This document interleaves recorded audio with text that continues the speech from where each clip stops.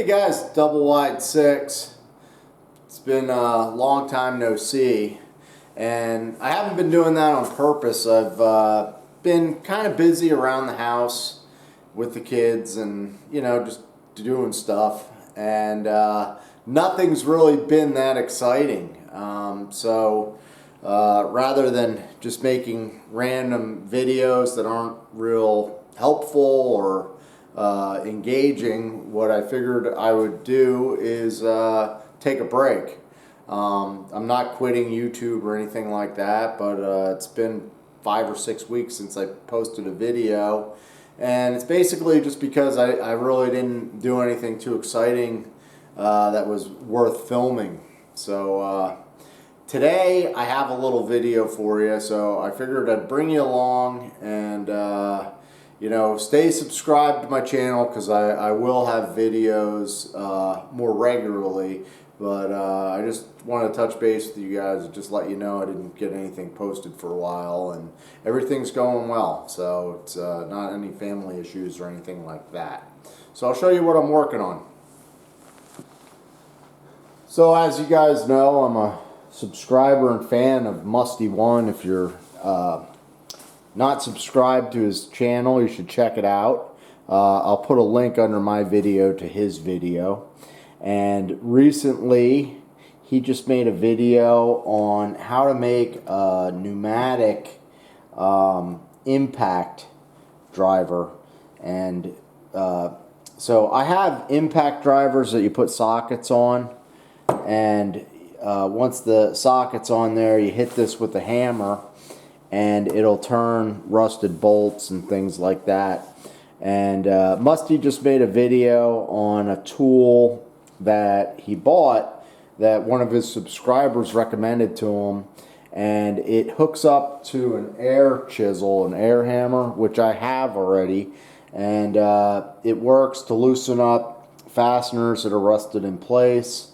And what I'm going to do is I'm going to take one of these chisels and hopefully modify it so that we can attach it to my air hammer and use it to loosen rusty bolts.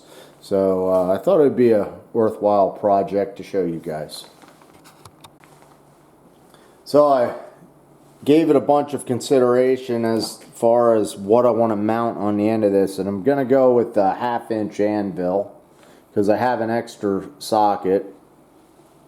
So we'll put that on there, and what we're going to do is we're going to grind down this chisel to get that to join on there, and then we'll try and weld it. So first step will be grinding this down. Alright guys, I don't have a lathe, and in all honesty, I don't really have room for a lathe. So what we're going to do is chuck this up on a drill, and we'll turn this down on the grinding wheel. At least that's the plan.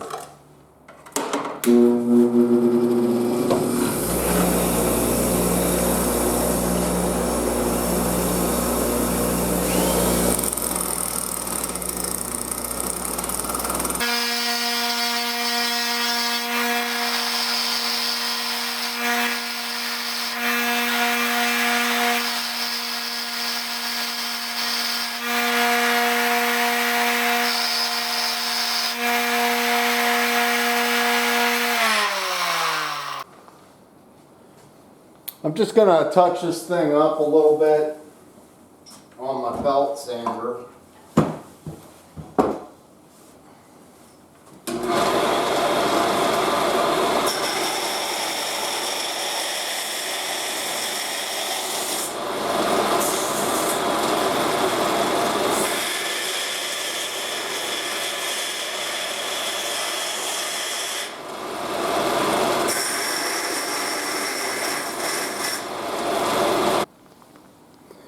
So here's a look at what we have. I ground this down a little bit, and this thing we're going to slip in here kind of on an angle from corner to corner.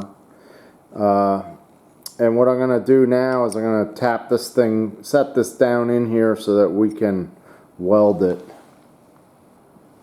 So we'll use the air hammer to try and set that. because it doesn't quite fit in. It's a very tight fit. I think it'll slip down in here. It's just going to need a little persuasion.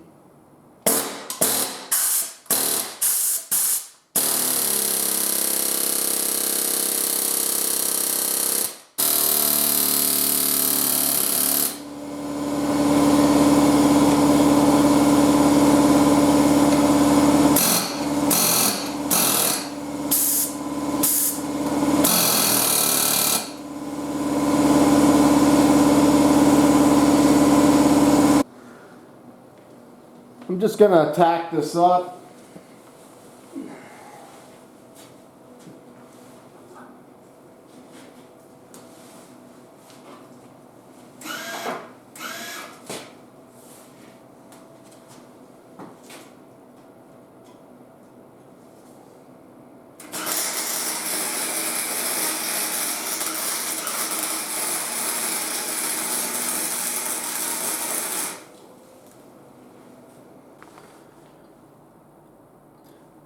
I got it all welded up and it looks pretty good. It's not perfect, but it didn't take too long.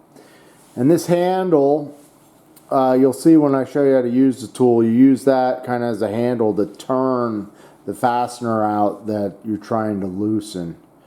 So I went with the 1/2-inch anvil because that's what all these impact drivers that I have actually have on them.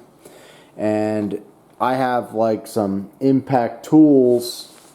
So for instance, you put this adapter on here and then you can put in, they have these heavy duty, this one's a Phillips head, that'll slip in there and you can hammer away like that.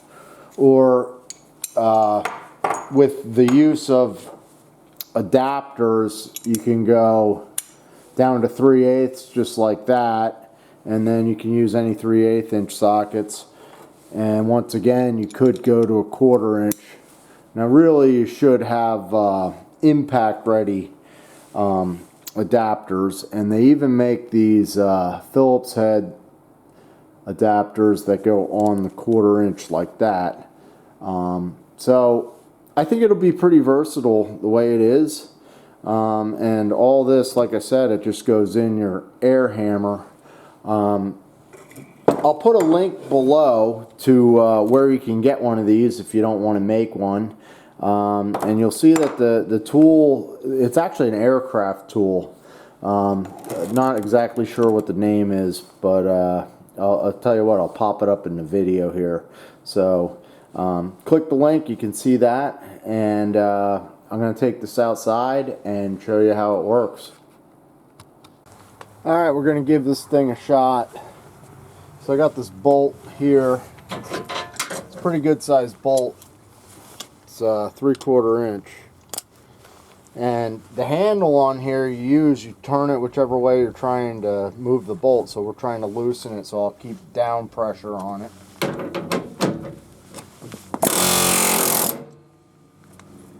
Yeah, that broke it free. I don't know how tight it was because it wasn't rusted. But yeah, it came apart pretty easily. Try and tighten it.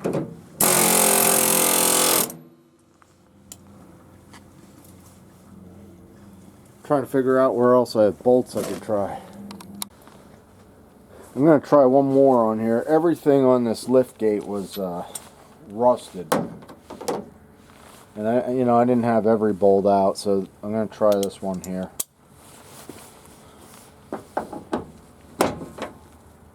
I'm trying to torque it now. I can't even turn it, so we'll give it a hit with the hammer. Got it. So that worked good. Nice. Try and tighten it.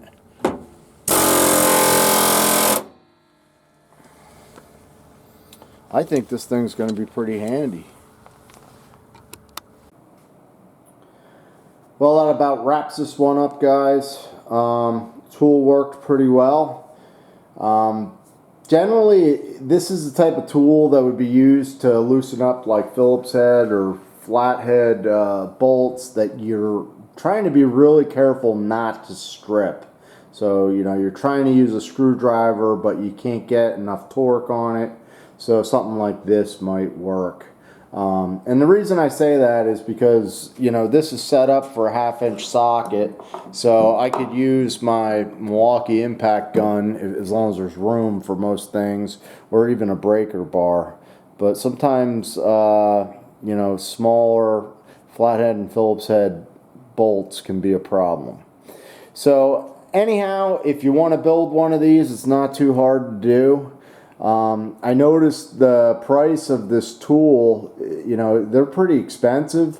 So for something that you're only going to use, you know, a couple times a year, you might want to try and build it. So wasn't too hard to do. So thanks for watching, guys, and let me know what you thought or if you ever used one of these. Take care.